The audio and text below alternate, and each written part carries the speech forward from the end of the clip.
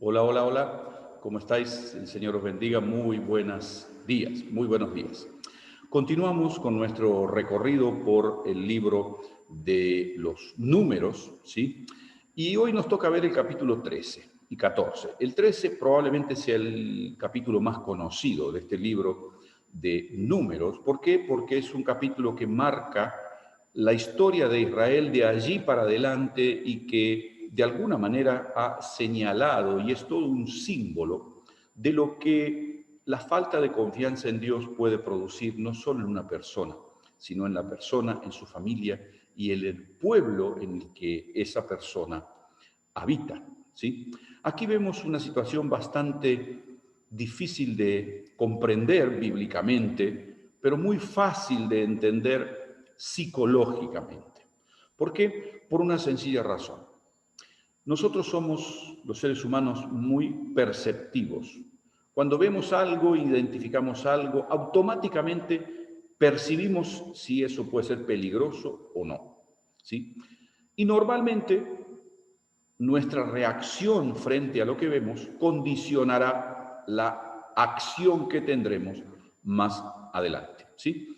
Habían pasado ya 2 años en el desierto, estaban seguramente con mucha ansiedad por llegar a la tierra prometida, estaban muy cerca, y Dios le dice a Moisés que envíe a 12 hombres.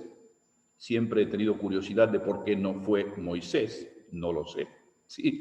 Pero Dios le dice a Moisés, separa 12 hombres, cada uno por una tribu, y que vayan y vean cómo es la tierra, ¿sí? Y es interesante que Moisés le dice a los exploradores, vayan y vean la tierra, pero le agrega, fíjense cómo es el pueblo que en ella habita. Si son grandes, si son fuertes, si son muchos. Dios no le dijo eso a Moisés. Y la verdad es que esa es otra pregunta que yo tengo. Y he buscado comentarios, gente que sabe mucho más que yo sobre el tema, pero no he podido encontrar por qué Moisés agregó que además de ver la tierra, los espías deberían ver cómo era el pueblo que allí habitaba. No lo sé. Si alguien sabe cómo es, le agradecería por favor que lo escriba en los comentarios porque no pude encontrar nada, ¿sí?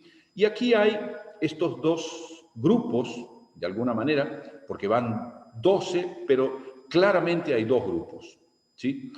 2 personas ven las bondades de la tierra y 10 personas se fijan fundamentalmente en lo difícil que era tomar la tierra por causa de el pueblo que allí habitaba. Y aquí hay un tema muy particular y que a veces no es muy bien entendido dentro de la vida de la iglesia.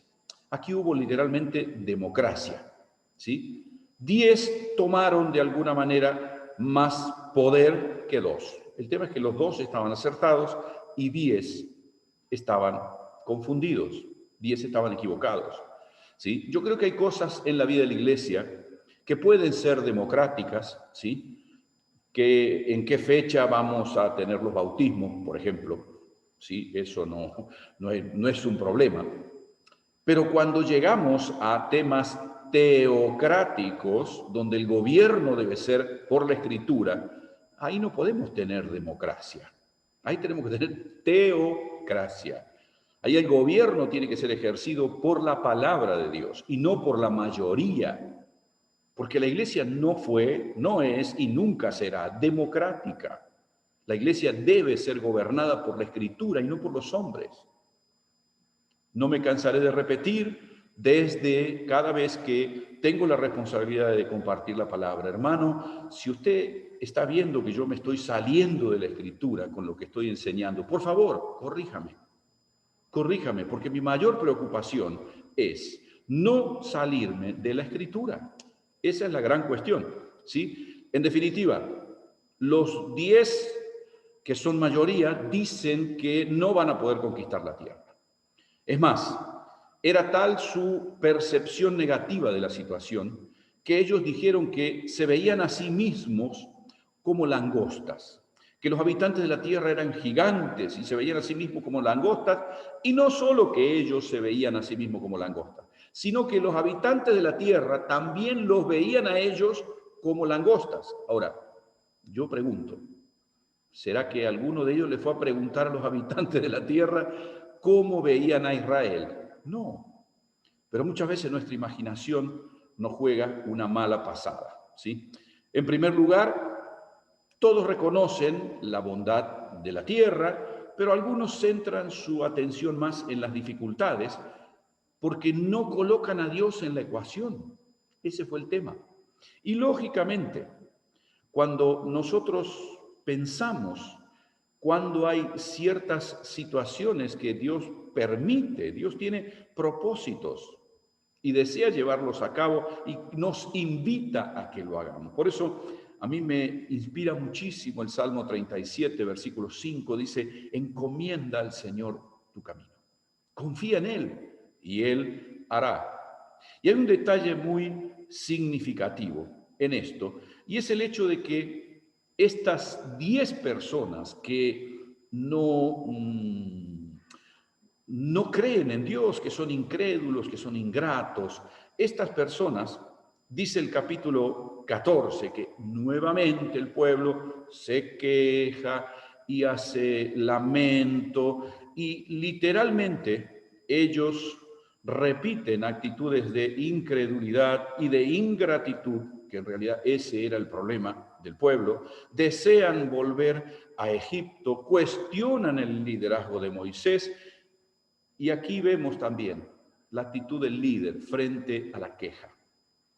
No se quejó del pueblo con el pueblo, se quejó del pueblo con Dios. ¡Qué enseñanza! Dice la Escritura que Moisés, Aarón, Josué y Caleb, estos dos últimos, los dos espías que habían visto la tierra prometida y que decían que Dios les iba a ayudar a conquistarla, ellos también tuvieron de alguna manera la misma actitud que Moisés y que Aarón. Pero el pueblo se quejaba y los líderes se postraban. Dos formas de ver la vida. Uno intentando buscar a Dios, ayudando a recapacitar a los que estaban equivocados, y los incrédulos y rebeldes, manteniéndose, insistiendo con esta postura contraria a la voluntad de Dios. El Proverbio 29:9 dice algo muy concreto, y es que el sabio, cuando discute con un necio, sea que llore o que se ría, no encontrará reposo. ¿Por qué? Porque es imposible pretender que la necedad y la sabiduría se abracen.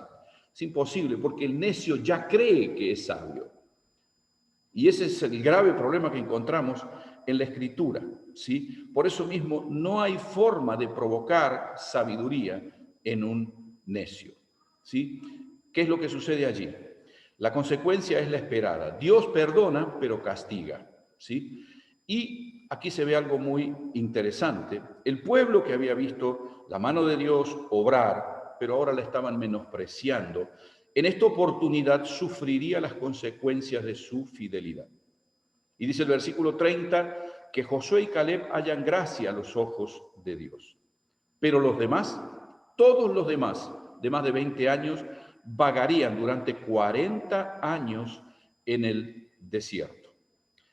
Indudablemente aquí vemos un detalle importante y que muchas veces no lo tenemos tan en cuenta en este tiempo dentro de la iglesia, ¿sí? Y es que el pecado de una persona afecta a los demás, afecta a su familia, afecta a la congregación a la que pertenece y a veces afecta hasta a la comunidad en la que vive. Ciudades, países son bendecidos o maldecidos por la actitud de algunas personas. Por eso mismo, indudablemente, si bien delante de Dios todos somos iguales y todas las consecuencias del pecado se arreglan con el perdón y con el arrepentimiento, primero para que llegue el perdón, indudablemente delante de los demás la situación no es así, ¿sí? En los versículos 36 y 38 se muestran los resultados de la confianza en Dios. Dios le quiere recordar que los fieles verían la tierra prometida y los infieles e incrédulos también mueren repentinamente. Los 10 espías que confiaron más en su visión de las cosas que en la promesa de Dios, viene una peste y mueren todos el mismo día, de manera tal que sea notable que era el castigo de la ira de Dios sobre ellos. Y muchas personas dicen, bueno, pero eso es en el Antiguo Testamento. En el Nuevo Testamento Dios es más bondadoso. Dios es como que el Dios del Antiguo Testamento y el del Nuevo son diferentes. No, no. Es el mismo Dios, es el mismo Dios. Y si uno va al libro de los Hechos, nos encontramos en el capítulo 5 la historia tristísima de Ananías y Zafira, dos personas que por mentir, literalmente, son fulminados por Dios. Termina el capítulo 14 mostrando una nueva rebelión del pueblo. Cuando Dios le dijo que entraran a la tierra, decidieron no hacerlo. Ahora Dios le dice, no van a entrar, van a vagar 40 años en el desierto. ¿Y cuál fue la actitud del pueblo? Se rebelaron y dijeron, no, ahora sí, nosotros vamos a entrar. Los resultados también son nefastos y nos deja a nosotros una lección para la eternidad. Nunca discutamos con Dios. Siempre llevaremos las de perder. En el Antiguo Testamento, en el Nuevo Testamento y por la eternidad. Nunca discutamos con Dios. Él es el Señor, Él es quien da las órdenes y nosotros somos simplemente siervos suyos, hijos suyos. Que Dios nos dé gracia y sabiduría para creer en Él, esperar en Él, confiar en sus promesas, no desafiarle y por el contrario, hacer como Aarón, Moisés, Josué y Caleb, postrarnos delante de Dios para que podamos ser instrumentos de gracia y de bendición en el lugar que Dios nos ha puesto. Nos vemos mañana, que el Señor os bendiga.